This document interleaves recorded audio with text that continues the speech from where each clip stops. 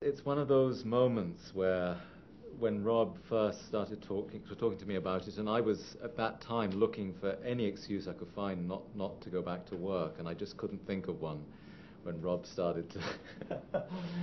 And when he told me about the cast and his plans for the film, I did understand that no matter what the result of this piece of work would be, that the period of time making it would be unforgettable, and it was. It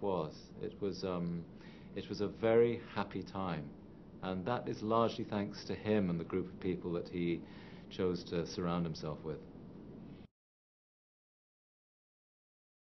The singing was something we were all terribly anxious about. One or two of the girls, obviously Marion, knew what it was like to do that, and Nicole, Fergie had a bit of experience. Kate, I think, too, probably, but nonetheless, we were all very nervous about it, and yet there is something there, the opportunity to express something through music, to try and contribute something to a story, to a scene, through music, rather than the spoken word. The heightened quality of music is a special thing, and so we were glad to work at it, yeah. Yeah, he's in the desert. You meet him, he's in the desert. He's a dry stick in the desert. He doesn't know how to move forward. And because he's lived close to that edge of self-destruction for a long time through the work, and there is something in creative work which has to be anarchic, that has to be where you have to be close to the abyss for there to be something of value there.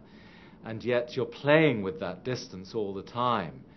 And he had played with it to the point where, as his producer says to him later on, the camera is your pen, write with the camera. They're used to him living that close to the edge. They expect him to just be able to conjure something out of nothing. But what they can't know is just how empty his spirit is in that moment. He has nothing. There's nothing there.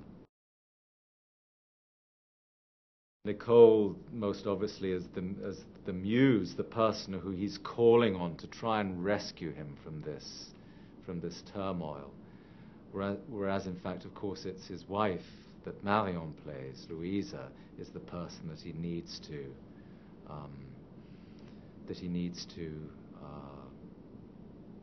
find a reconciliation with. That's where the truth of the dilemma lies, but he's looking for it elsewhere.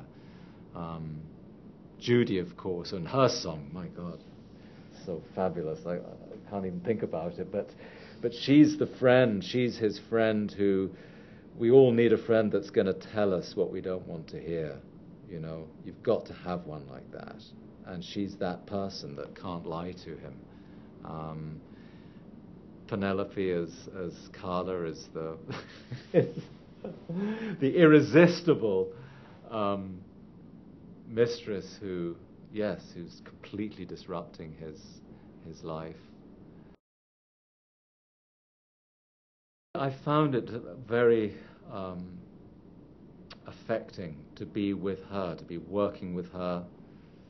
I discovered or rediscovered her through her work before we started to make the film, and was just so staggered by her quality as an actress, particularly in the Italian films. She's most known over here for the American films that she made, and she made some wonderful films here too, like Houseboat, which is beautiful with Cary Grant.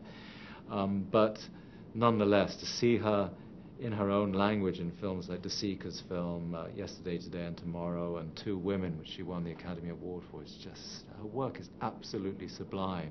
Divorce Italian style, or marriage Italian style, rather, with Mastriani. She's just wonderful, and there she was, and my mum was so thrilled when I told her about the cast, but when I told her that Sophia was playing my mother in it, she was utterly delighted by that.